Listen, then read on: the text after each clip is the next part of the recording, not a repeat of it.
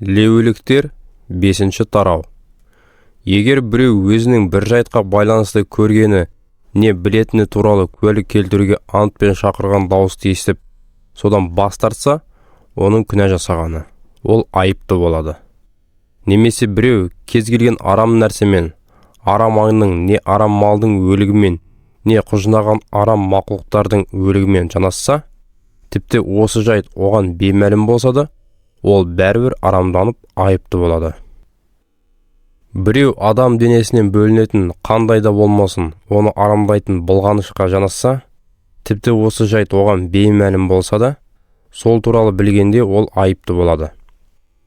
Біреу жақсы болсын, жаман болсын, кез келген бір іс істеймін деп ойланбастан ағат ант бере салса, ол тіпті өзінің айтқанын толығымен білмесе де, сол туралы оған мәлім болғанда, ол айыпты болады.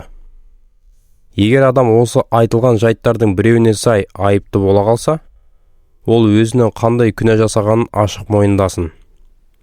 Сол айыбының өтемі ретінде жаратқан иеге арнап күнәнің құнын өтейтін құрбандыққа қойдың не ешкінің ұрғашысын алып келсін.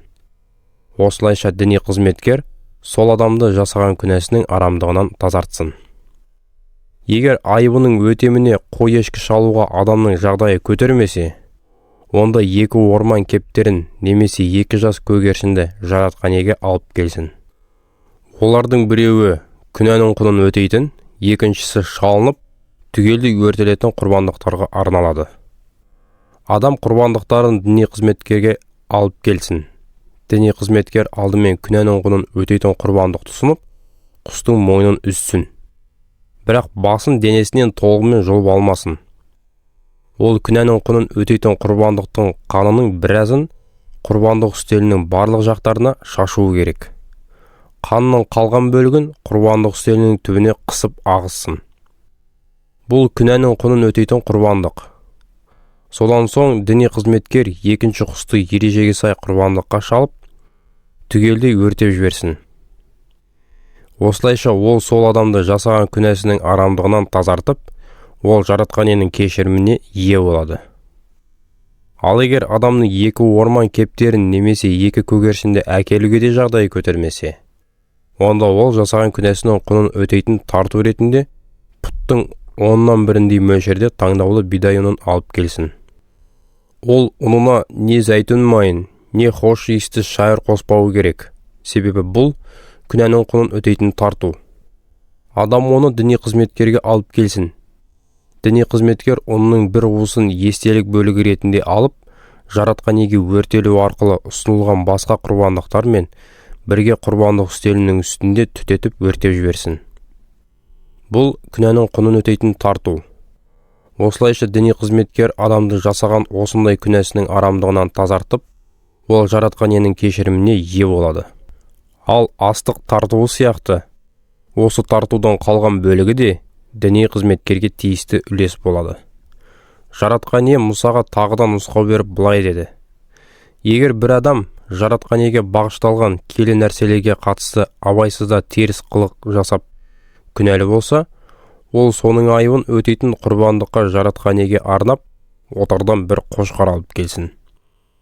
Қошқар еш мінсіз болып, құны киелі үйде қолданылатын ресми өлшем бойынша белгіленген күміс мысқалға сәйкес келсін. Бұл айыпты өтейтін құрбандық. Адам жаратқан иенің сол арамданған киелі нәрселерінің құнын және оның үстіне сол құнның 5/1 қосып, барлығын діни қызметкерге табыстасын. Осылайша діни қызметкер қошқарды әлгі адамның айыбын өтеуші құрбандық ретінде ұсынып, оны жасаған күнәсінің арамдығынан тазартады. Сонда адам жаратқан иенің кешіріміне ие болады. Егер біреу жаратқан ие тыйым салған бір нәрсені істеп абайсызда күнә жасап қойған болса, ол бәрібір айыпты болып күнәсінің жазасын тартады. Адам діни қызметкерге айыбын өтейтін құрбандыққа отардан бір қошқар алып келсін. Қошқар еш мінсіз болып, құны киелі үйде қолданылатын ресми өлшем бойынша белгіленген күміс бағасына сәйкес келсін. Осылайша діни қызметкер адамды абайсызда жасаған күнәсінің арамдығынан тазартып, адам жаратқан иенің кешіріміне ие болады. Бұл айыпты өтейтін құрбандық. оны ұсынған адам жаратқан иенің алдында айыпты болып қалған еді.